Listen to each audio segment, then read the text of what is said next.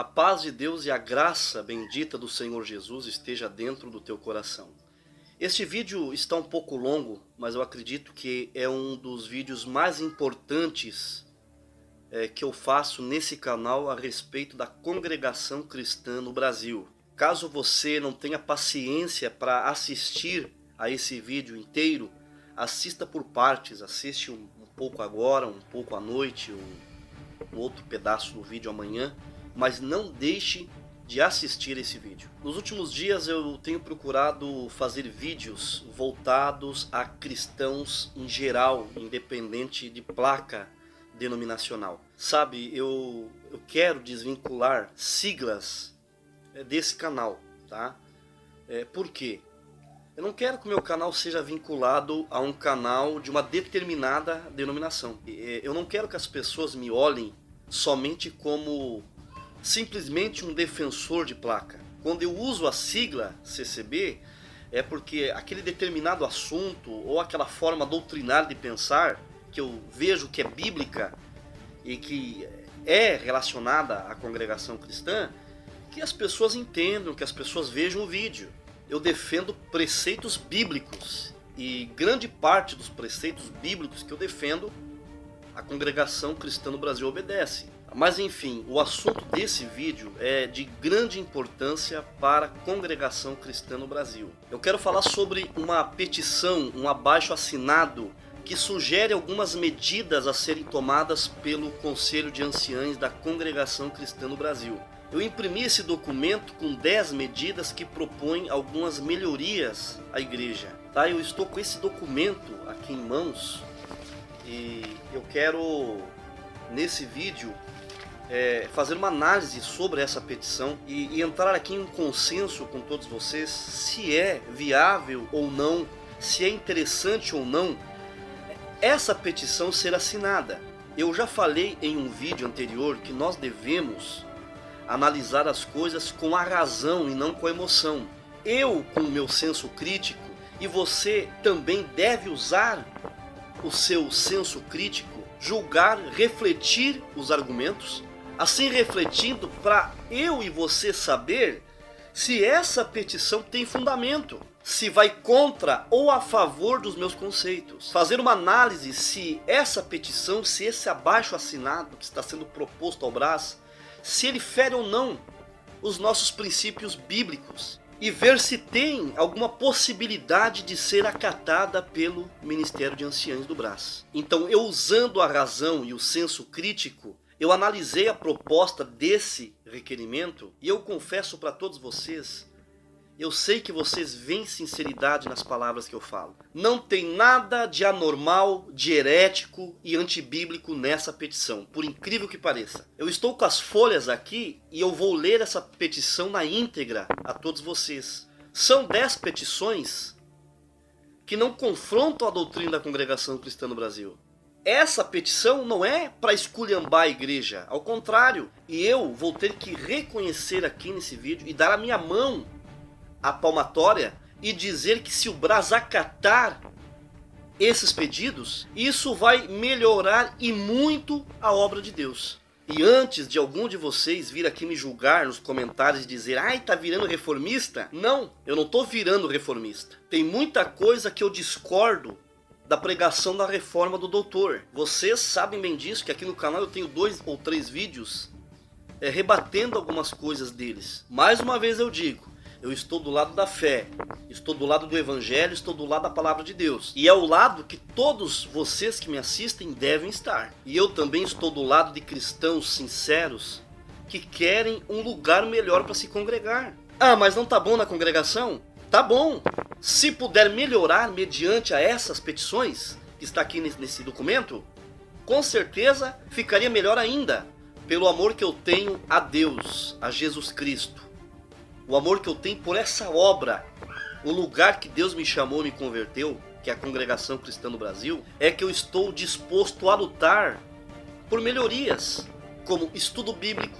Todos sabem que eu sempre preguei aqui no meu canal que eu sou a favor de estudo bíblico, sou a favor de reuniões para casais. Se tem reuniões para mocidade, por que não ter reuniões para casados? Luto pelo um julgamento justo um ensinamento padrão e justo para todos aqueles que caíram e que se levantaram, se humilharam e retornaram, estão lá humilhados nos bancos, sem liberdade e mostrando frutos de arrependimento. Eu sempre falei isso desde o começo do canal e não é segredo para ninguém. Então não me julgue que eu estou mudando de lado, porque não é verdade. Eu sempre defendi melhorias na congregação cristã no Brasil.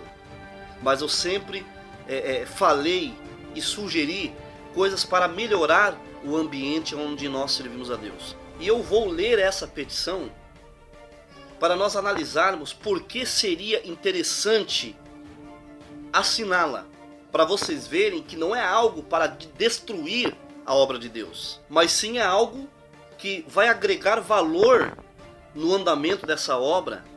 Se fosse algo satânico, diabólico, eu seria o primeiro a vir aqui em vídeo e dizer: não, essa petição é do diabo. Mas eu não vi nada nessa petição que denigra a imagem da igreja e desabone a congregação cristã no Brasil. Ao contrário, irá enobrecer essa obra. Presta bem atenção, eu estou agindo com imparcialidade, igual na justiça. O juiz, o magistrado, quando ele é imparcial, ele não revela a sua preferência por nenhuma das partes. Ele age com objetividade e equidade. Vamos lá. Eu vou ler todos os parágrafos dessa petição e vou dar o meu comentário. O primeiro parágrafo.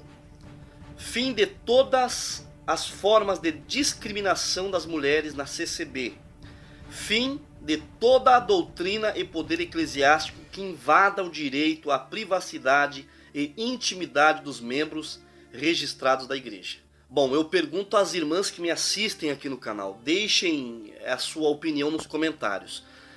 Vocês acham que existe alguma forma discriminatória às mulheres na congregação cristã no Brasil? Eu nunca toquei nesse assunto, mas infelizmente eu vejo, pode ser que não seja uma discriminação intencional ou direta ou indireta, mas eu vejo uma forma discriminatória no seguinte sentido, que é o impedimento que as irmãs sofrem de não poder tocar outros instrumentos na orquestra. Aqui no Brasil as irmãs são impedidas, sendo que aqui nas nossas fronteiras, aqui no Mercosul, Uruguai, Paraguai, Argentina, Bolívia, Venezuela, enfim, todos os países daqui da América do Sul, Estados Unidos, Canadá, Europa, Ásia, as irmãs tocam instrumentos, clarinete, flauta. Há uns tempos atrás uma irmã foi oficializada no bombardão, na tuba, lá nos Estados Unidos. Por que aqui no Brasil as irmãs têm esse direito negado e rejeitado? Por que aqui no Brasil as irmãs não podem tocar instrumento de sopro? Ou qualquer outro instrumento que não seja o órgão? A desculpa é porque tem muitos músicos. Tá? Essa desculpa não cola, porque existem lugares isolados, lugares difíceis, que não tem um músico, e tem irmãs que poderiam estar tocando uma flauta, um clarinete, um violino. Então, nesse sentido, infelizmente, se configura uma discriminação às mulheres nessa parte da orquestra, dentro da congregação. Inclusive, existem vários irmãos de ministério que apoiam o ingresso das irmãs nas orquestras com outros instrumentos, mas, infelizmente, até hoje não tem sido possível. Existe invasão de privacidade ou da intimidade na vida dos membros pelo ministério? Às vezes sim, às vezes acontece. Existe sim algumas coisas que interferem e invadem a privacidade do membro, como por exemplo, se um músico, em determinadas regiões, se um músico for pego usando bermuda, ele é chamado a atenção e às vezes até encostado e não pode mais tocar.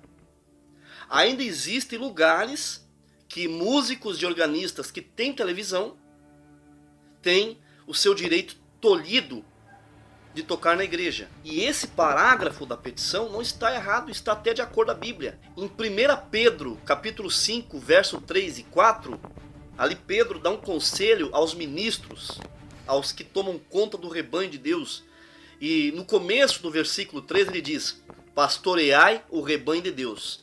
Logo no versículo 4 ele diz: não como ditadores sobre aqueles que vos foi confiado. Em outras traduções diz: não tem o domínio sobre o povo de Deus, tá? Como por exemplo, eu nunca toquei também nesse assunto, hoje eu vou tocar.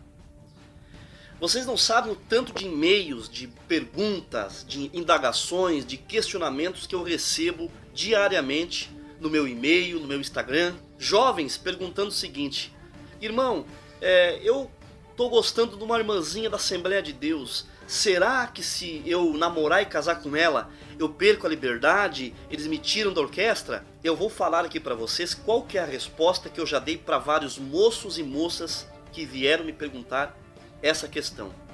Eu digo, olha, de acordo com o ensinamento interno da congregação cristã no Brasil, eles não aceitam e você infelizmente vai acabar perdendo a liberdade. Você acha que eu sou de acordo? Isso, infelizmente, é uma invasão da privacidade. Por quê? Se um moço gosta de uma moça da Assembleia de Deus, nós sabemos que a Assembleia de Deus não tem a mesma fé e doutrina que nós, mas ela é uma igreja cristã. E tem muitos crentes fiéis a Deus lá dentro, de porte. Moças que não têm vaidade com cabelo, que andam com uma roupa composta, que louvam a Deus lá, que temem a Deus. Aí o moço da congregação ou a moça casa com alguém de lá. Aí perde a liberdade na congregação como se fosse um pecado. Se fosse um casamento com uma pessoa ímpia, mundana, que vai a baile, que vai a festa, que é promíscuo, que é prostituta ou prostituta, aí tudo bem.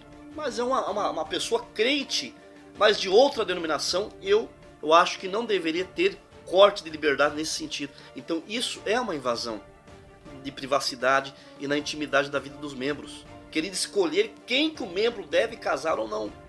Vocês estão me entendendo? Eu não estou contra a doutrina nem contra a igreja. Mas razoa comigo, vê se isso tem fundamento. E que não estava conversando com a minha esposa hoje pela manhã, o ministério, ele tem o direito de aconselhar, de mostrar nas escrituras o melhor caminho para decisões na vida dos membros, que foi para isso que eles foram colocados, para aconselhar, para ajudar a conduzir o rebanho. Agora, dar ordem na vida das pessoas, não, de maneira nenhuma. Então essa petição, de alguma forma, ela está correta. A segunda petição: abertura das contas bancárias, depósitos, saques, despesas que envolvem construções, reformas, compras e vendas da igreja, coletas para o exterior, Caixa do Brás e todos os locais dos últimos 20 anos sob supervisão do Ministério Público Federal e acesso a todos os assinantes dessa petição. Que ofensa é sugerir que o Ministério Público Federal faça uma averiguação de todo o movimento financeiro da igreja nos últimos 20 anos? Eu sempre ouvi os anciães e os irmãos da administração dizerem que a contabilidade da congregação cristã no Brasil, ela é aberta para todos que quiserem conferir. Quem não deve, não teme. Se por outro lado existem pessoas que têm dúvidas sobre a dignidade dos serviços administrativos da igreja, por que não admitir uma auditoria na movimentação financeira da igreja? Por que não escancarar as portas para o Ministério Público Federal? Só assim vai tampar a boca de quem está duvidando da honra do Brás, da dignidade dos irmãos do Brás. E mesmo que haja alguma coisa escondida, não vai ficar no oculto por muito tempo. Marcos 4:22 diz que não existe nada que esteja oculto que não venha se tornar público. Não há nada que esteja encoberto que não venha a ser revelado. Então eu não vejo ofensa nesse segundo parágrafo dessa petição. Eu vou ler o parágrafo 3. Registro de todos os membros batizados na igreja de forma legal, com direito a voto nas decisões da igreja. Em certo ponto, no meu ponto de vista, eu não vejo necessidade da igreja registrar membros. Até eu já fiz um vídeo sobre isso. Mas eu respeito quem pensa assim. Se isso é tão importante para alguém, para mim é indiferente. Se os irmãos registrarem, resolverem registrar os membros, eu dou meu nome, dou meus documentos. Se esse registro de membros de alguma forma for contribuir com a lei ou com as autoridades, para mim eu não vejo problema. Mas já dei meus motivos porque que eu não vejo necessidade de ter esse registro num vídeo anterior que eu tenho aqui no canal. Eu vou ler aqui o quarto parágrafo para vocês verem. Diz: a obrigação de recibo com CPF a todas as coletas investigações em todos os templos sobre averiguação de lavagem de dinheiro presididas pelo Ministério Público Federal. Você pode não entender esse parágrafo agora, mas eu vou te explicar o seguinte. Por que pegar recibo com o CPF de alguém que dá uma coleta? Por exemplo, um grande empresário dá uma coleta volumosa e gorda para a igreja. Esse empresário ou empresa dá uma coleta muito grande, muito dinheiro, milhões. Depois essa pessoa vem a ser condenada por crimes financeiros e depois é descoberto que essas doações são frutos e provenientes de lavagem de dinheiro. A igreja pode vir a sofrer uma sanção penal. Então esse parágrafo sugere que se a igreja recebeu uma doação, uma grande doação em dinheiro, a pessoa que doou deve assinar um recibo com seu CPF ou CNPJ. A igreja pode apresentar o recibo da doação e devolver esse dinheiro aos cofres públicos. É crime e é contra a lei. A igreja não pode reter dinheiro, doações provenientes de lavagem. E você acha que a igreja está livre de receber doações, grandes doações em coletas de pessoas que cometem crimes financeiros e que esse dinheiro que ela está doando é proveniente de lavagem de dinheiro? E essa averiguação do Ministério Público Federal em todos os templos para ver se há possíveis indícios de lavagem de dinheiro, mais uma vez eu digo, porque se a igreja ela está ok em todo o seu andamento financeiro, não há por que temer abrir as portas para o Ministério Público Federal. Ao contrário, deveriam ter o maior prazer de abrir e dizer: não, pode vir averiguar, pode pegar os livros, tudo está em ordem. E eu acho, que a igreja deveria, o ministério, os anciães, deveriam se voluntariar, abrir as portas para o Ministério Público voluntariamente, nem precisaria dessa petição. Sabe por quê? Já que estão levantando possíveis irregularidades no andamento financeiro da congregação, agora seria uma hora oportuna para provar a legitimidade dessa obra. O 5º parágrafo. Abertura de CPI presidida pelo Ministério Público Federal, procurador da República nomeado pelo Ministério Público Federal, para averiguação de todos os membros do Ministério, parentes até 3º grau e donos de empresas que venderam e prestaram serviços à CCB nos últimos 5 anos. Averiguação em profundidade da origem da fonte de renda de todos que tiver patrimônio acima de 300 mil reais. Esse parágrafo sugere uma investigação, averiguar se não há enriquecimento ilícito, se não estão se beneficiando financeiramente em nome da congregação.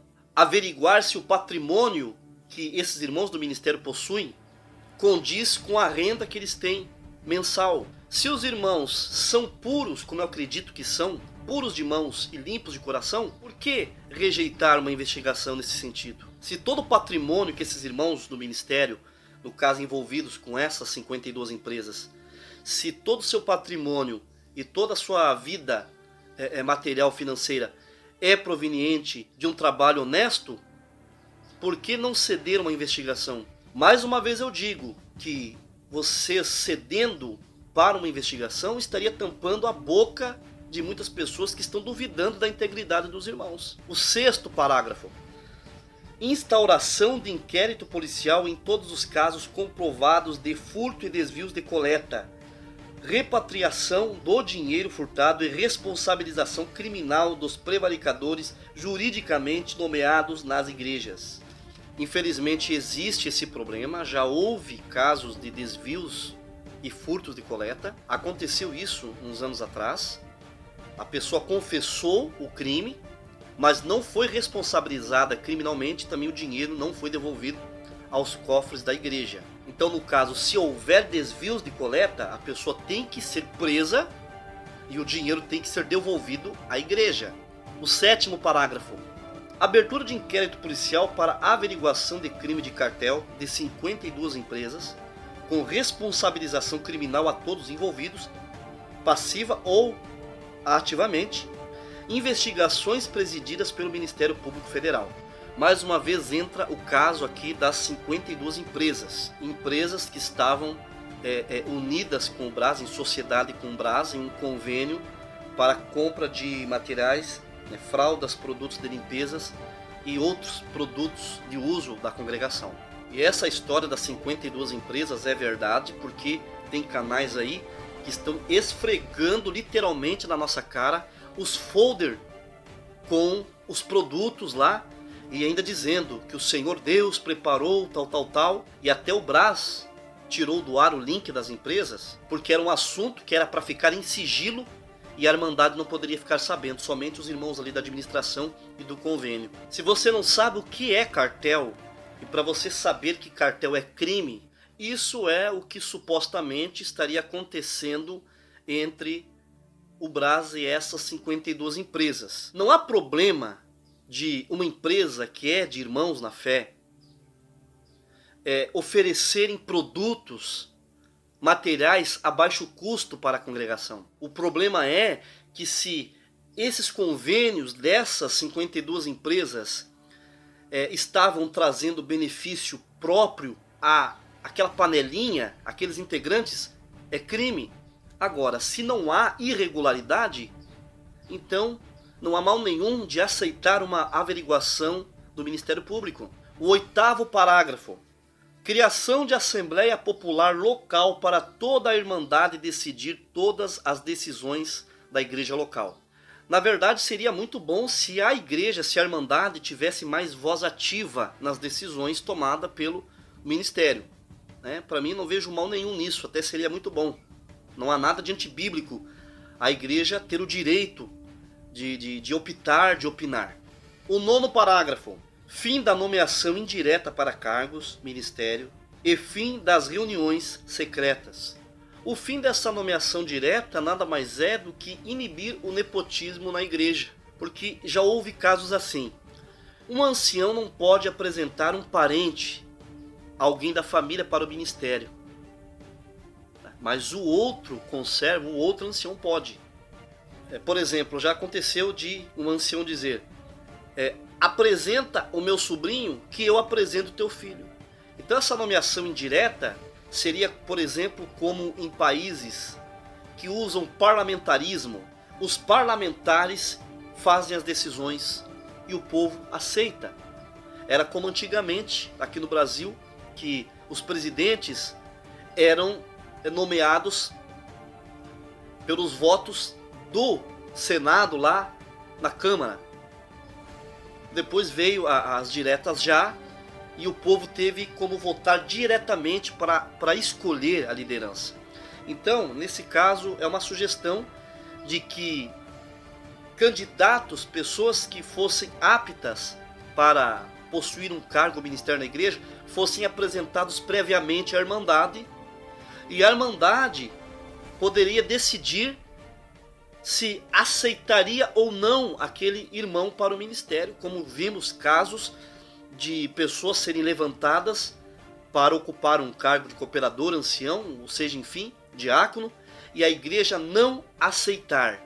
E vemos casos de pessoas que não possuem as qualidades de 1 Timóteo 3 para ocupar o ministério e mesmo assim são colocados. Infelizmente tem isso. No caso, esse parágrafo sugere que a Irmandade tivesse direito de participar, né, e opinar a respeito de certas decisões do ministério.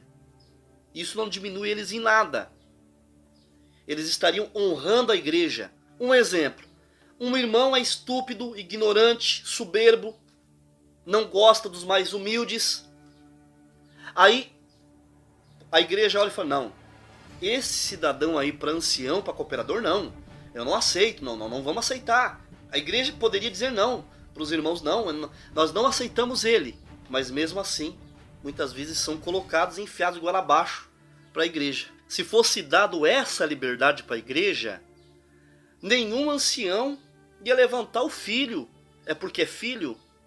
Porque muitas vezes não é pelo dom e pelas qualidades, é porque é parente. Se essa liberdade fosse dada para a igreja, para a irmandade poder opinar, ancião não colocaria filho, neto, sobrinho para o ministério porque é parente. Porque a igreja ia dizer, não, alto lá. Pessoas sem as qualidades e um perfil de um bom ministro, perfil que mais uma vez eu digo que está em 1 Timóteo 3, pessoas sem as qualidades, como eu já vi, pessoas sem qualidade serem colocadas para o ministério, a igreja ia dizer, não, não tem qualidade, não tem os requisitos.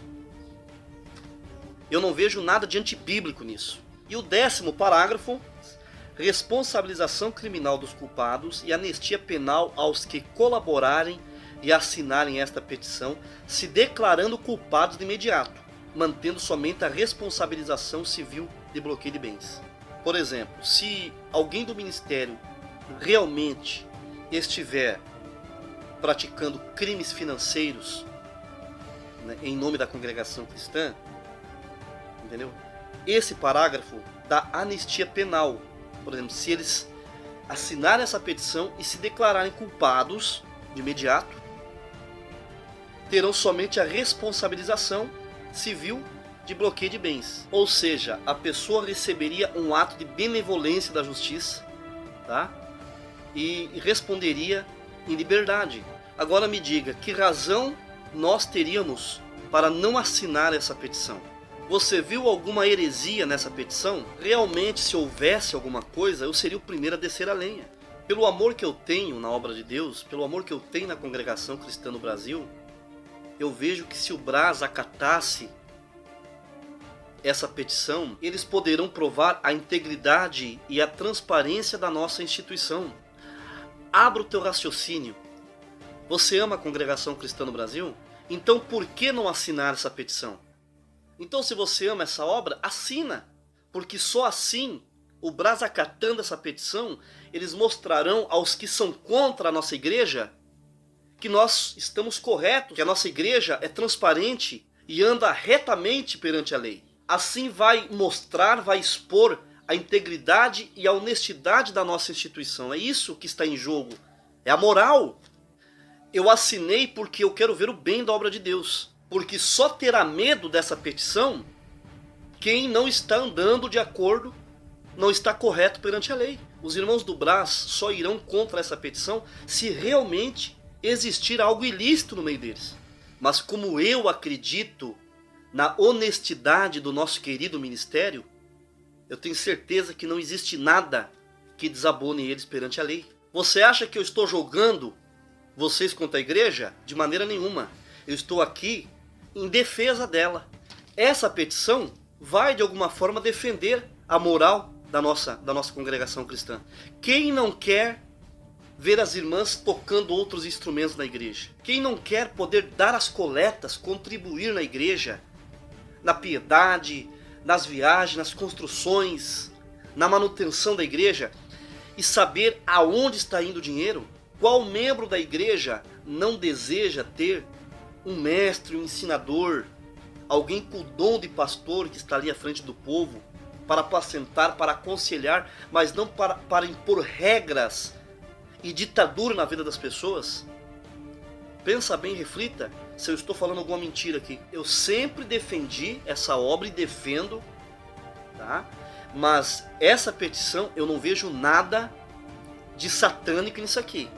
Então é tudo isso que eu tenho para falar, tá? Se alguém vê meu nome na petição, eu assinei, mas não porque eu estou contra a igreja, eu estou a favor da igreja, eu defendo a congregação, defendo a moral da igreja, que está sendo aí colocada em dúvida. Você vai deixar que pessoas coloquem em dúvida a reputação da congregação? Se você mesmo ama essa obra de unhas e dentes, então assina essa petição, que vai ser a melhor coisa para provar para os que estão no outro lado, os que são contra essa obra, que não existe irregularidade. E se infelizmente houver mesmo irregularidades, que os responsáveis, que as pessoas envolvidas sejam punidas. E que essas melhorias possam ser trazidas no nosso meio. Como por exemplo as irmãs poderem tocar os seus instrumentos nas orquestras, jovens não serem cortados porque simplesmente casaram com uma moça ou moço assembleano, batista, presbiteriano. Eu peço perdão que esse vídeo ficou muito longo, mas foi necessário. Se você gostou desse vídeo, deixe o teu like, que é importante para o canal. Se você não é inscrito, inscreva-se, não esquecendo de ativar o sininho das notificações para que você receba notificações de mais vídeos postados aqui no canal. Tá? Termino te saudando com a santa paz de Deus, o nosso eterno Criador, e mandando um ósculo santo da caridade dentro do teu coração. Deus te abençoe, até um próximo vídeo e um abraço fraterno em Cristo Jesus, o nosso Senhor. Quer aumentar o limite do seu cartão de crédito e não consegue? Tentou fazer um financiamento e foi negado? O score do seu CPF não aumenta de jeito nenhum? Aprenda a se reeducar financeiramente e até mesmo criar um negócio online para ganhar dinheiro com a internet e até comprar produtos e vender e ter grandes resultados. Os links estão na descrição desse vídeo. Acesse o canal do Clayton Leite e fique com essa super dica. Paz de Deus a todos. Eu sou o Clayton Leite e quero te convidar para acessar o meu canal. O irmão Carlos Einar vai deixar o link na descrição desse vídeo. E também eu quero saber de você. Você acredita que aqui na minha mão eu tenho R$ 1.990 e ao mesmo tempo eu tenho R$ 88? Se você quer saber como eu pago R$ 8 em cada item desse e consigo vender a R$ 199, acessa lá, estou te esperando.